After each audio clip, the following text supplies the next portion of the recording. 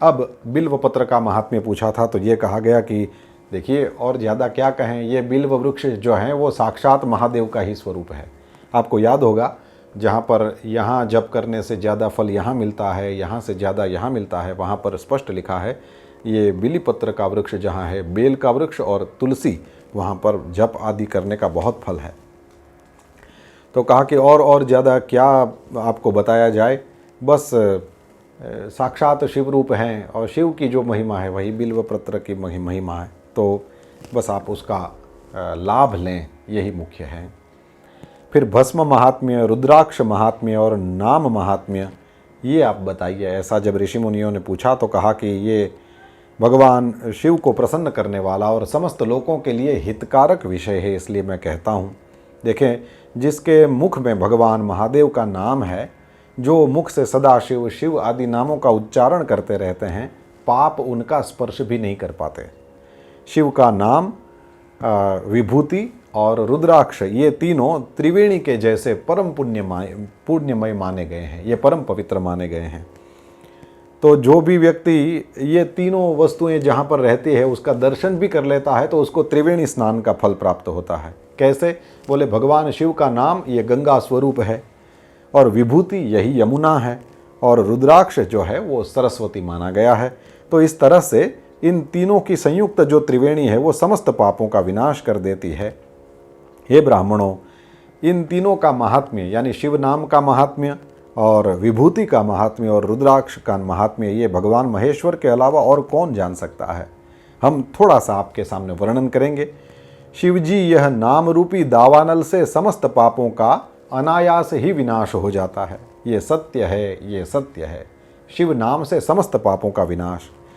कहते हैं कि भवन्ति विविधा धर्मास्तेषां सद्यः फलोन्मुखाः येषां भवति विश्वासः शिव नाम जपे मुने पातकानि विनश्यन्ति यावन्ति शिव नामतः भुवि तावन्ति पापानि क्रियन्ते न नरैर्मुने। लिखा है कि हे महर्षि, भगवान शिव के नाम से जितने पाप नष्ट हो सकते हैं उतने पाप तो मनुष्य इस भूतल पर कर भी नहीं सकता।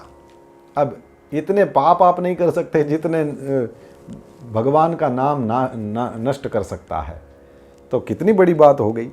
तो कहा कि शिव नामामृत के बिना किसी व्यक्ति को कभी शांति की प्राप्ति होगी नहीं। जो अनेक पाप करके भी भगवान शिव के नाम जप में आदर पूर्वक लग जाते हैं, उनके समस्त पाप वहीं पर छूट जाते हैं, नष्ट हो जाते हैं, वो पापों से मुक्त हो ही जाता है, इसमें कोई संशय नहीं है। तो पाप को याद करके बैठे बैठे रोना नहीं है, लेकिन उन पापों के हो जाने के बाद भी भगवान शिव का नाम आदर पूर्वक लेना शुरू करना है, यही मुख्य संदेश है।